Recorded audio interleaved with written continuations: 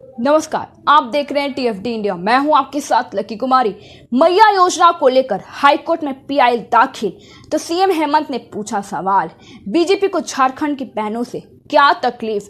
झारखंड मुख्यमंत्री मैया समान योजना पर रोक लगाने के लिए हाईकोर्ट में जनहित याचिका दाखिल की गई है। मुख्यमंत्री हेमंत सोरेन ने सोशल मीडिया प्लेटफॉर्म पर सवाल किया है कि आखिर भाजपा राज की बहनों की भलाई क्यों नहीं चाहती है, आखिर उन्हें मैया योजना से इतनी तकलीफ क्यों है। उनकी मुझसे तकलीफ और खिज समझ आती है, पर झारखंडियों के हितों पर लगातार कुठारघात चिंत नहीं है। सीएम ने कहा कि हम उनकी यह मंशा कभी सफल नहीं होने देंगे। झामुमो ने बीजेपी पर लगाया गंभीर आरोप। इस मामले में झारखंड मुक्ति मोर्चा ने सोशल मीडिया पर आरोप लगाया है कि भाजपा के इशारे पर यह किया गया है। झामुमो ने लिखा है कि भाजपा को झारखंडी बहनों की खुशी रास नहीं आई है। वो अपनी पूरी शक्ति लगाकर झूठ फैलाकर सारे प्रपंच कर हेमंत सोरेन और मैया योजना नहीं रोक पाए, तो लग गए हैं अब लटकाओ भटकाओ और फंसाओ नीति के तहत योजना रद्द करवाने में। मुख्यमंत्री हेमंत सोरेन ने झामुमो के इस पोस्ट को एक्स पर पोस्ट किया है। मैया योजना पर रोक के लिए हाईकोर्ट में याचिका दायर है। मुख्यमंत्री मैया समान योजना पर रोक लगाने की मांग को लेकर झारखंड हाईकोर्ट में जनहित याचिका दायर की गई है। प्रार्थी सिमडेगा निवासी वीरू साहू की याचिका में कहा गया कि राज्य सरकार किसी व्यक्ति विशेष को उसके खाते में सीधे राशि नहीं दे सकती है। सरकार जनता के टैक्स से चलती है। जनता से प्राप्त पैसा कल्याणकारी योजनाओं में लगाना होता है। झारखंड में अगले 1-2 माह में विधानसभा का चुनाव संभावित है। प्रार्थी ने आरोप लगाया है कि राज्य सरकार मतदाताओं को लुभाने के लिए इस तरीके की योजना लाई है। दिल्ली में अभी हुए चुनाव तो कौन कितनी सीटें पर जीत दर्ज करेगा।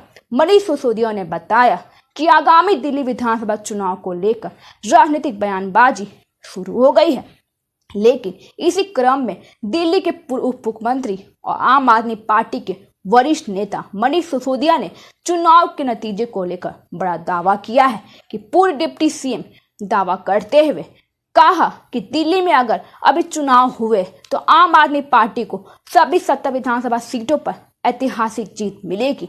पार्टी कुल वोटों का 70% हासिल करेगी। पिछले चुनाव में मिली थी कितनी सीटें? उल्लेखनीय है कि दिल्ली में अगले साल फरवरी में विधानसभा चुनाव होना प्रस्तावित है। इससे पहले फरवरी 2020 में हुए दिल्ली विधानसभा चुनाव में आम आदमी पार्टी ने 70 में से 62 सीटें जीती थी। हाल के 2024 के लोकसभा चुनाव में पार्टी का खाता नहीं खुला। 17 महीने बाद जेल से बाहर आए सिसोदिया।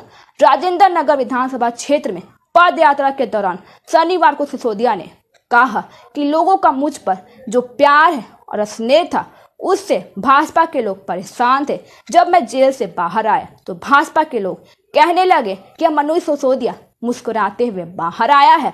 मैं मुस्कुराता हुआ बाहर आया क्योंकि मैंने कुछ भी गलत नहीं किया है।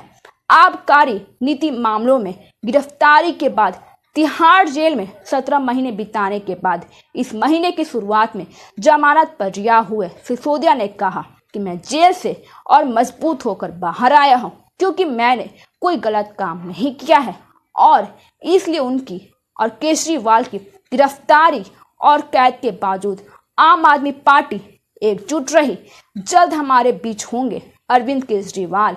पूरे डिप्टी सीएम ने कहा कि भाजपा ने महाराष्ट्र, उत्तराखंड, अरुणाचल प्रदेश सहित कई सरकारों को गिराया है और उनके नेताओं के खिलाफ ईडी और सीबीआई भेजकर पार्टियों को तोड़ दिया है।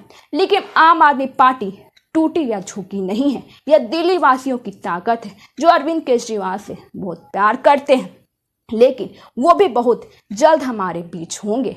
धन्यवाद। आगे की जानकारी के लिए देखते रहिए टीएफडी इंडिया।